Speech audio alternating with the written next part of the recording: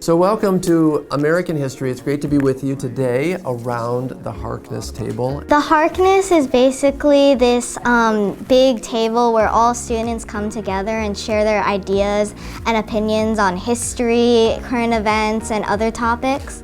The first question is, what is the top challenge facing the United States today? My hope would be that you looked at the list and maybe highlighted and popped a little something in the blank. And then also, I can't wait to jump into the second question, which is, how do you as a student, how do you propose that we should address this challenge in the best interest of our nation? In the future, that could be something that happens, and with the unemployment issues, I think that's also something with AI, because AI can do a lot of stuff. Hayden, that's a great point. And here's our conversation. I feel like it's a very interactive way to stay into class, because students can get bored during a lecture, but when you are interacting and all talking, it's a way to stay into the conversation. You could say something totally out of line, and then it's just kind of not what everybody's looking for, and it kind of throws the conversation off a little bit. And I think that being prepared, Janie was also kind of talking about it. It also carries on later in life. Some of us are going places, and that's gonna help you out. You get a big promotion, but if you're not prepared for it, you don't know what to say. That you could sell the bag. I gathered some facts yesterday about gun violence, and I happened to research that 50 mass shootings have happened in only 2024, which resulted in 88 deaths and over 170 injuries. Thank you for your point, Brandon. I would kind of like to introduce a new perspective on my answer for question one. I would like to say that the state of moral values is definitely a very widespread problem across the U.S. Thank you, Tallulah. I'd like to agree with you and then come back to Brandon, who I'm sorry, but I'd like to disagree with. I definitely agree with you that it's definitely a problem that our state of moral values. I'd like to talk about one specific thing. I've had a really good experience in Harkness because I was able to learn a lot more and go a lot deeper into just knowing the facts. I was able to understand and connect the ideas. Why don't we stand like we normally do for a pair share?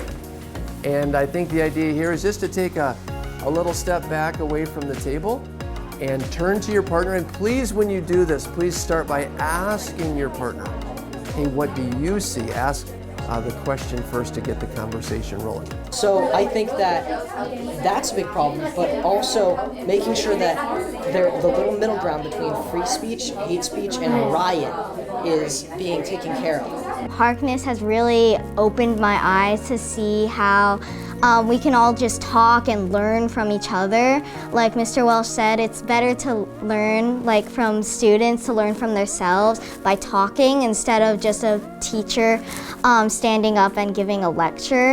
If you look at it, I think gun violence is the most deadly thing on that list. Eye contact is the most important thing to me, because I think it shows that they're actually listening to you. It's not you're just speaking in front of no one. It's you're speaking to everyone and they're actually listening to you, and they're actually hearing what you're saying and taking it in and learning from you. Sometimes you see some kids going to town or hanging out, and when they hang out, all they're doing is just sitting on their phone and not talking to each other. And I think the whole point of Harkness, like other people have said, is that it's to connect to one each other and really speaking and learning from each other, not just from the teacher. And so I think the lack of technology definitely helps us focus and really like making eye contact and active listening kind of shows that you care. I think that inflation, or the cost of things going up, is a really important part of the top challenge facing the U.S. today. I used an inflation calculator yesterday, and it said that $1 in 2000 is $1.80 today. So since 2000, inflation has gone up 80%, and that is definitely a lot. Thank you for your points, Stefan. That was really strong, and that's cool that you did research on your own.